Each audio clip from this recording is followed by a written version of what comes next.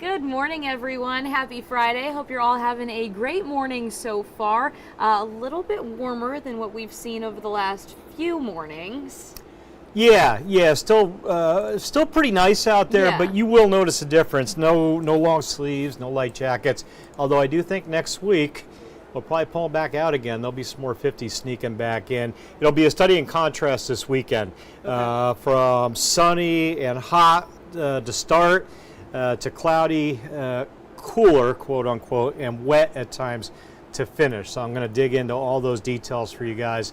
Of course, Pirate game, big deal for a lot of folks headed out tailgating. We'll talk about that, talk about the Collard Festival, talk about our tropical system, which has not yet formed. When we're on air next Monday, we'll likely be tracking either a tropical depression or Gabrielle, one or the other. So we'll be talking about that as well. Yeah, I'm curious to hear about Gabrielle because we've been talking about her for quite a while now, it feels like. Yeah, probably becoming Gabrielle. I got to be careful, though, because this thing hasn't even really started to come together yet. Yep. But everything says it will over the late weekend, early next week. It's just so slow. Right. This thing is really taking its time. Feels like we've been watching it for a month already. And we're going to be watching it probably for at least a week and a half or 2 weeks as this thing evolves, finds its steering currents, maybe gets to a Category 1 or Category 2 level potentially. Again, a lot of time to watch, see how it evolves. Yeah, one of the questions that I was thinking of is, for it, if it's this slow, does that mean it's creating like a stronger storm? How does that... Generally, it's moving slow because the steering currents are weak, and that will usually allow a system to come together quicker. That's not happening here, so the waters must be a little bit cooler out over the central or south central Atlantic right now.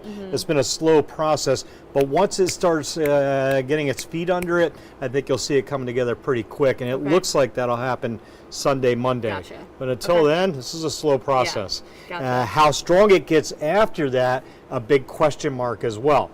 Models aren't showing a massive powerhouse hurricane, but generally they tend to underperform when it comes to strength. So we'll have to watch and see where this thing goes. Okay, cool. Well, before we get into the rest of your weather forecast, we do have a story out of Kinston from last night. Our Charlene Richards spoke to a few Kinston residents who are feeling pretty frustrated after the recent property revaluations in Lenoir County and Kinston. Their property taxes have just shot up. And it's really hard for people in the area who, are on a fixed income and they've been paying a certain amount and now they're seeing a big increase in their taxes. Yeah, it seems like every year I'll get a piece of mail that I'll open up and I'll say, oh my gosh, I did not see this coming. And all of a sudden you've got a big unexpected bill. That's what they're dealing with down there. You're not budgeted for it. You didn't see it coming. It can be a real shock to your finances. I think that's what's going on. That's what they're feeling down there right now. So we're gonna listen to a few of the residents down there, what they're feeling right now and what their frustrations are. Me as a senior, I feel like I'm fighting literally for my life to keep my house. This is Glenwood Olds, a Kinston resident who has lived in his home for over 30 years. But this year, his property taxes tripled. As a senior living with a disability and surviving on a fixed income, he says he's shocked. I think it's a bit excessive, very much excessive, because I'm on a fixed income. When I first moved over here, my taxes was a couple $100. Now it's over $1,000 and some dollars. Old says he went to the Lenoir County Tax Office and was told that he could receive assistance, not for this year, but for next year. According to Lenoir County Manager Michael James, the reappraisal rates of this year are reflective of real estate market trends over the past 8 years, since the last reappraisal was in 2017. He says that during that period, home values across the state have increased, and that the county dropped its tax rate from 84.5 to 67.5 cents. To reduce the burden. But in order for that tax rate to have been revenue neutral, it would have had to drop to 63.94 cents. George Fields, who's owned his home since 1979, says some homes have actually been depreciated and don't accurately reflect the new increase in property value. To evaluate property way beyond what it is really of real value is excessive. And we know that's about getting money. And I understand they got to have it. But the people are the ones that's going to suffer. County Manager James says that county staff has processed and reviewed a few thousand reappraisal appeals for 2025, and that the appeal window has been closed. But Fields and Olds say they weren't made aware of the property value changes until this week, after the window had already been closed. They're calling on county and city leaders to do more and for residents to show up at the next meetings. I'm hurt as a senior, as a person of Kinston, and all the other seniors out there. Are you feeling what I'm feeling? Show up, because this is unfair, unjust. I feel like I've literally been robbed. Yeah, I mean, I can imagine just seeing, like you mentioned before we just aired the story, opening up a bill and seeing, wow, that it's a sticker shock. You just don't realize how much the value really like turns into a tax like this. Yeah, you haven't budgeted for it. Yeah. That's the hard part. Right. All of a sudden you've got this massive bill and you've got to come up with the money. It's not an optional thing. It's like you better figure out where you're going to come up with this extra. Right. And that was a 300% increase on his bill. I saw some of them were nearly 900% increases. That's substantial. Yeah. That's a lot of money. My rate has been going up. My property value seems like for the last 6-7 years, but they've done a gradual, if they had done it all at once over what the assessed value has changed in the last 6 years, I'd be feeling the same way. Right. But I've seen a gradual rise every year, and it makes it a little easier. Okay, I got to throw another $50 in, I got Right. to throw another 100 in.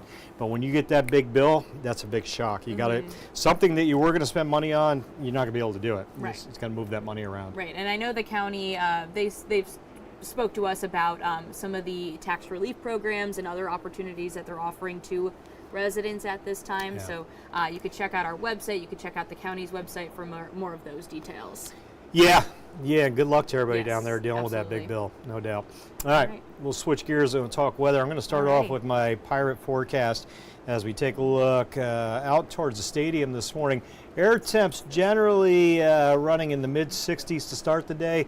Those numbers will climb. I think we'll add almost 30 degrees to the current temp. So that's 64, maybe not quite 94, but a 91. Maybe a 92 in Greenville this afternoon. When you see a 30-degree change in temp in a 10, 12-hour period, dry air. Humidity stays relatively low today. So that means the low 90s will feel like low to maybe mid-90s this afternoon. And that's big news. Typically, the air is pretty muggy this time of the year. A 92 feels more like 102. At least we won't be feeling those triple-digit heat index values. And same thing tomorrow. A 92 on the thermometer tailgating will feel like maybe a 97 or a 98. And I'm not trying to downplay the heat here. It's going to be pretty darn hot, and a lot of sunshine as well tomorrow, tailgaters. So the sunblock, you'll want it close by. Pack up the cooler with ice and beverages, and ideally have a tent or some kind of a shade. You can avoid that direct sunshine, because I think there will be a lot of sunshine for tailgaters. Clouds start coming in generally during the game time into the overnight hours, although rain chances really don't arrive until after midnight. That 20% is a just in case a shower sneaks in here by the end of the game. Even if it does, I don't think it'll be much. I don't think it will, for that matter. 91 tailgating, 81 generally by the time the game wraps up. Kickoff at 6. I think the average game time maybe 3 hours, so 9 p.m.-ish, low 80s. All right. Our tropical system continues to slowly get its act together, although when you look at the satellite data, as I take a ride out here, we'll dig out into the deep Atlantic. There's our development zone.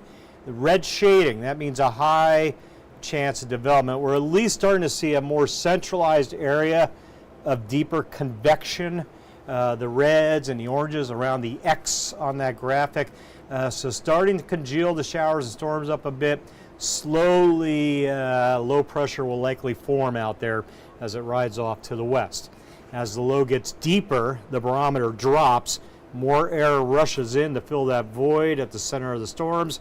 You get a circulation going, that counterclockwise circulation, storm forms, low pressure. So again, 90% chance of that happening as we get into the weekend, probably initially a tropical depression, and then eventually probably Gabrielle. Need to be careful, because this thing could end up falling apart. That's still a possibility, but it's a long shot. Let's plan on it coming together and then tracking westward into the middle of next week. Beyond that, Let me get back to that graphic one sec. Beyond that red shaded area, when we look out towards the Antilles there, most of the data is all over the place with where this thing will end up.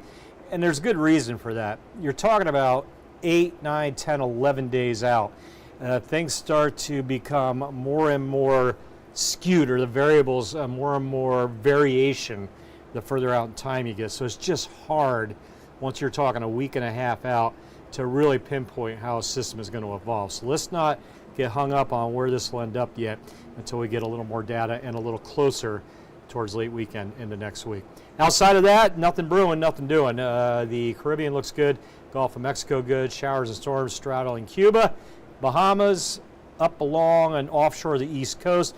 Big axis of moisture, that's a frontal boundary hanging out off the coast, and it'll continue to sit out there for the next several days. Not unheard of to have a storm form along a moisture axis like that, but if it does, it will likely lift to the north-northeast, not head back to the coast. All right, if it were to form at all. Right now there's no indications that anything will out there. So yeah, today as we say goodbye to the work week, make what I like to call the last punch of the clock. Sunshine abounds, hotter temps with the low 90s, winds single digits out of the south. Again, the 90s today will persist into tomorrow. 2 days of this before we're out of it on Sunday. SATRAD, nothing there. Air temp, I'm going to say it's about 5 degrees warmer than this time yesterday morning. That's a good graphic when you're trying to plan, walking outside, what do you need? Think about yesterday, it's 5 degrees warmer. Just think about how it felt yesterday. To me, mid-60s means no long sleeves. Shorts and t-shirts are going to suffice. And again, that's what you're going to want this afternoon. With those numbers, 91, 92, sun-filled degrees. On the beaches, subtract 10, low 80s, I would say, later this afternoon. Outer Banks, maybe mid-80s on the Crystal Coast, 84, 85. Right on the beaches, low 80s. 80 in the surf, upper 70s, Outer Banks surf temp. Low rip current risk for all beaches. This kind of beach day just screams get out there and enjoy. Sunny skies, surf running 1 to 2 feet. Just a beautiful day to be hanging out on the coast. We had a high tide at 6. We'll come back to a low tide at noon today. Should be a similar day tomorrow. The winds will stay light tomorrow. Sunday a little more questionable as far as beach weather. You can see the winds this afternoon, generally out of the south to southwest. Same thing tomorrow, under 10 on the winds. South wind. Temperatures don't change much. Today 91, tomorrow 92 degrees. Got a front coming Sunday at 8 a.m. I'll show you the big map. We'll track that front for you, but let's show you the rain chances, the 8-day. So Saturday night, that 20%. Remember when I showed you the Pirate game day planner?